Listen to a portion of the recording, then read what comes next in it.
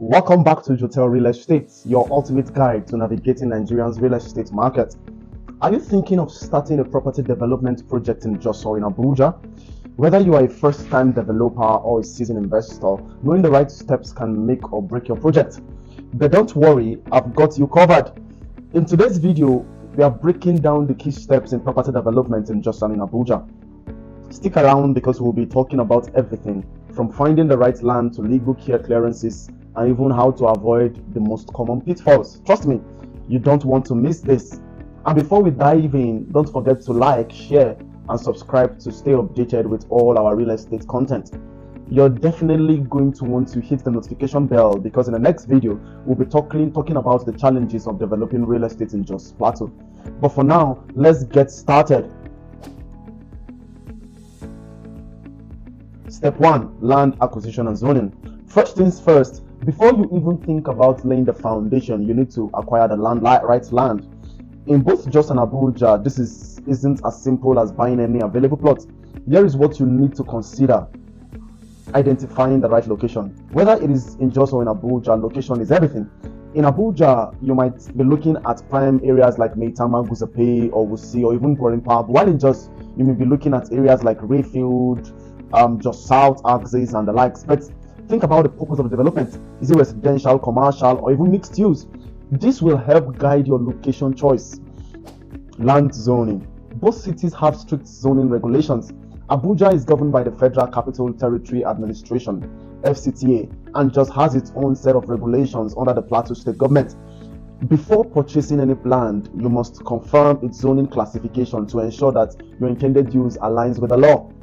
Don't forget, land in Abuja often comes with its zoning restrictions, so always verify with the Abuja Geographical Information System (AGIS).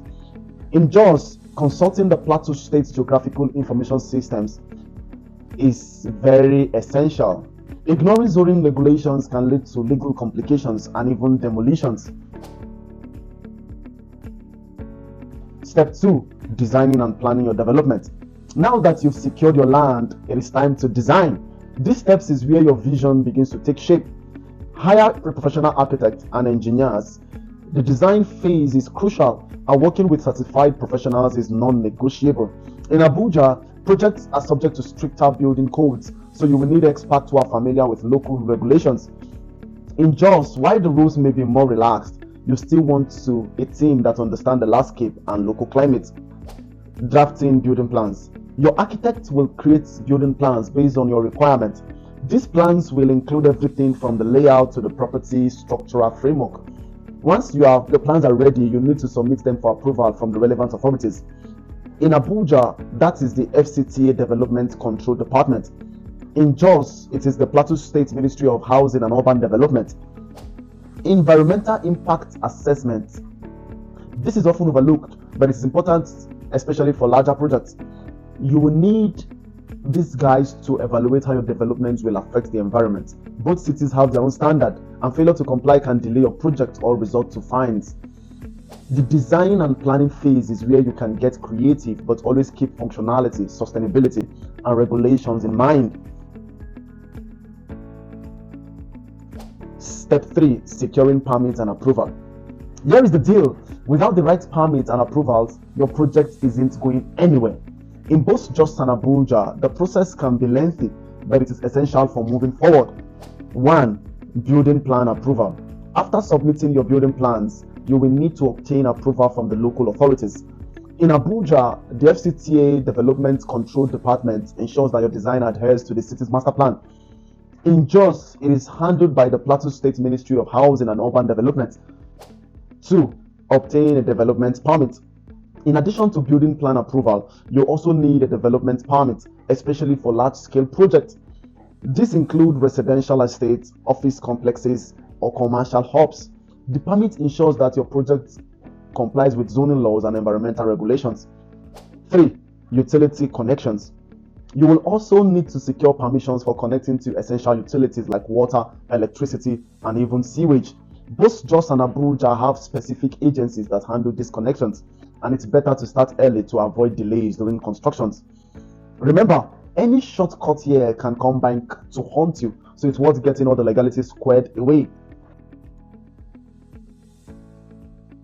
Step 4, construction phase.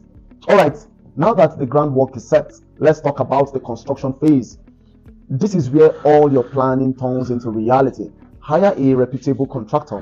Whether you are in Jos or in Abuja, the quality of your contractor can make or break your project. Look for someone with experience in the region and with proven expertise in the type of development you're undertaking. Project supervision. Don't just sit back and wait for the project to be completed. Regular site visits are essential. Both Jos and Abuja have unique weather conditions.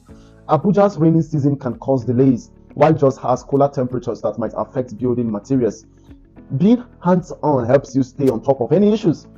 Follow health and safety regulations. Construction is risky and there are strict health and safety guidelines in both cities. From proper use of equipment to ensuring worker safety, compliance is critical to avoiding accidents and legal liabilities. Effective project management during construction ensures that the timelines are met and costly mistakes are avoided. Step 5. Final inspections and handover. Before you pop the champagne, you still need to go through final inspections. Building inspections. Authorities will conduct inspections to ensure that your building meets all safety, structural, and regulatory requirements. In Abuja, the FCTA Development Control Department oversees this. In Jos, the Plateau State Ministry of Housing will carry out similar inspections. Certificate of completion. Once the building passes all inspections, you'll be issued a certificate of completion. This is your official green light that your property is ready for occupation or sale. Utility finalization. You will also need to confirm that all utility connections, electricity, water, and sewage are functional and properly installed. With this, your development is officially completed. And that is it. Now you know the key step in property development in Jos and in Abuja. From acquiring land to final inspections, each step is crucial to ensure a smooth and successful project. Remember, developing property is an exciting but complex journey. Taking the right steps early will save you time, money, and stress later. If you found this video helpful, please don't forget to hit the like button, subscribe, and share this video with anyone interested in real estate development in Nigeria. And don't forget to tune into our next video, where we'll be diving into the challenges of developing real estate in Jos Plateau. You don't want to miss that one. Thanks for watching, and I'll see you in the next video.